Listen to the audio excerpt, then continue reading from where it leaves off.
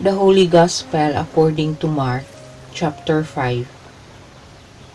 They reached the territory of the Gerasenes on the other side of the lake, and when he disembarked, a man with an unclean spirit at once came out from the tombs towards him. The man lived in the tombs, and no one could secure him any more, even with a chain, because he had often been secured with fetters and chains, but had snapped the chains and broken the fetters, and no one had the strength to control him.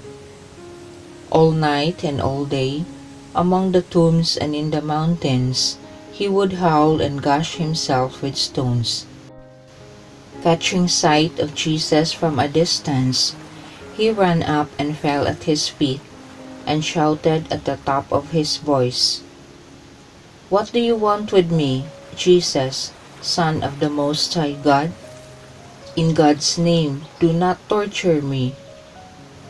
For Jesus had been saying to him, "Come out of the man, unclean spirit."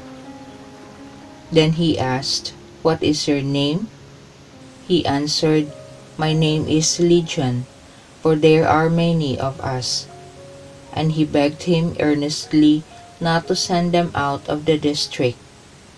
Now on the mountainside there was a great herd of pigs feeding, and the unclean spirits begged him, "Send us to the pigs, let us go into them." So he gave them leave. With that the unclean spirits came out and went into the pigs, and the herd of about 2,000 pigs charged down the cliff into the lake, and there they were drowned. The men looking after them ran off and told their story in the city and in the country round about, and the people came to see what had really happened. They came to Jesus and saw the demoniac sitting there, the man who had a legion in him, properly dressed and in full senses, and they were afraid. And those who had witnessed it reported what had happened to the demoniac and what had become of the pigs. Then they began to implore Jesus to leave their neighborhood. As he was getting into the boat, the man who had been possessed begged to be allowed to stay with him. Jesus would not let him, but said to him, "Go home to your people, and tell them all that the Lord in his mercy has done for you." So the man went off and proceeded to proclaim in the Decapolis all that Jesus had done for him. And everyone was amazed. When Jesus had crossed again in the boat to the other side, a large crowd gathered round him, and he stayed by the lake.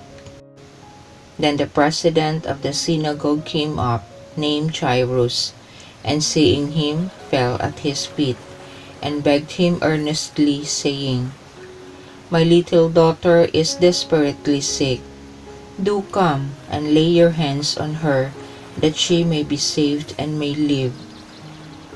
Jesus went with him, and a large crowd followed him. They were pressing all round him. Now there was a woman who had suffered from a hemorrhage for 12 years.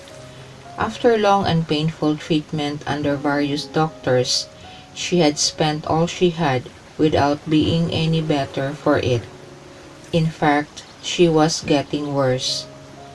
She had heard about Jesus, and she came up through the crowd and touched his cloak from behind, thinking, "If I can just touch his clothes, I shall be saved." And at once the source of the bleeding dried up, and she felt in herself that she was cured of her complaint. And at once aware of the power that had gone out from him, Jesus turned around in the crowd and said, "Who touched my clothes?" His disciples said to him, "You see how the crowd is pressing round you. How can you ask, 'Who touched me?'" But he continued to look all round to see who had done it. Then the woman came forward, frightened and trembling, because she knew what had happened to her, and she fell at his feet and told him the whole truth. "My daughter," he said, "your faith has restored you to health. Go in peace and be free of your complaint." While he was still speaking, some people arrived from the house of the president of the synagogue to say, "Your daughter is dead. Why put the master to any further trouble?" But Jesus overheard what they said, and he said to the president of the synagogue, "Do not be afraid, only have faith." And he allowed no one to go with him, except Peter and James and John, the brother of James.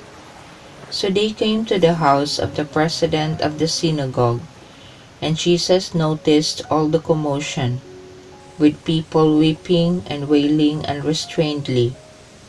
He went in and said to them, "Why all this commotion and crying? The child is not dead, but asleep." But they ridiculed him. So he turned them all out, and taking with him the child's father and mother, and his own companions, he went into the place where the child lay. And taking the child by the hand, he said to her, "Talitha cum," which means, "Little girl, I tell you to get up." The little girl got up at once and began to walk about, for she was 12 years old. At once they were overcome with astonishment, and he gave them strict orders not to let anyone know about it, and told them to give her something to eat.